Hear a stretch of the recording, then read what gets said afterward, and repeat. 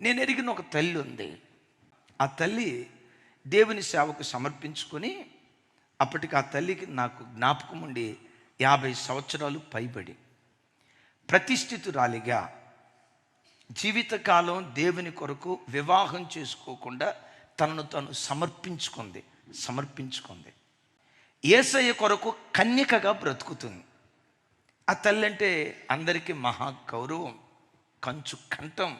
పాడటం స్టార్ట్ చేసిందంటే ప్రజల మీద అభిషేకపు ప్రవాహం వల్ల కుమ్మరించబడాల్సింది. నిలవబడి ఇలా సాక్ష్యం చెప్తుంది. ప్రతిరోజు నా రూపాన్ని చూసి నేను దేవుని స్తుతిస్తా. మానవ రీతిగా నా రూపం చాలా వికారంగా ఉంటుంది.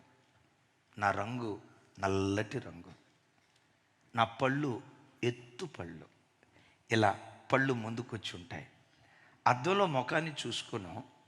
కొన్నిసార్లు వెళ్తూ ఉంటే అద్దంలో నా రూపం కనబడుతుంది.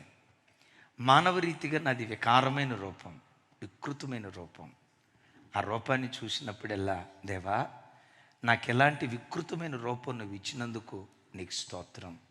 నన్ను నల్లగా పుట్టించినందుకు నీకు స్తోత్రం.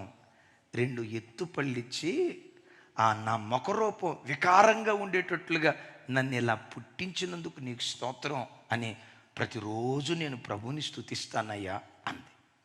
నన్ను నల్లగా పుట్టించినందుకు నీకు వందనాలయ్యా, నాకు ఎత్తుపళ్ళు ఇచ్చినందుకు వందనాలయ్యా, నాకు వికారమైన రూపం ఇచ్చినందుకు వందనాలయ్యా అని దేవుణ్ణి స్తుతిస్తుందా?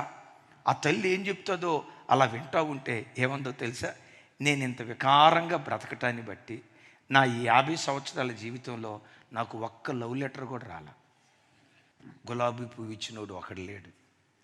నా వికార రూపమే నా కన్యత్వం కాపాడుకోవటానికి కొంతవరకు సహకరించింది. నేను అందంగా ఉంటే ఏ శోధనలు వచ్చాయో, రూపవతిగా ఉంటే ఎన్ని శోధనలు వచ్చాయో, అందగత్తిగా ఒకవేళ నేనుంటే ఎంతమంది నా వెంటబడి, నాకు అలాంటి శోధనలన్నీ రాకుండా నన్ను కాపాడింది నా అందవిహీనమే. అయినా నేనెందుకు అందవిహీనురాలిని అవుతాను? నా యేసుక్రీస్తు ప్రభు ఎదుట నేను కన్యకగా బ్రతికే కదా, నా ప్రభు ఎదుట అత్యంత సౌందర్య రాశిని నేను. ఆ తల్లి లక్షల కొలది ప్రజలకు ఆత్మీయ తల్లిగా మారిపోయింది. వీటన్నిటికి మించి చనిపోయే ఆఖరి క్షణం వరకు కన్యకగా ఎక్కడ కాలు జారకుండా ఒక పవిత్రమైన జీవితం జీవించి కన్యకగా ప్రభు దగ్గరికి వెళ్ళిపోయి